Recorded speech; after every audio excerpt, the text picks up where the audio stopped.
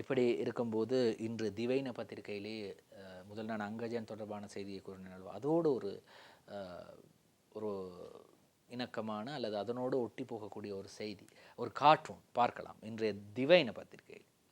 பாருங்கள், இது ஒரு கை, ஸ்ரீலங்கா சுதந்திர கட்சியின் கை சின்னம்.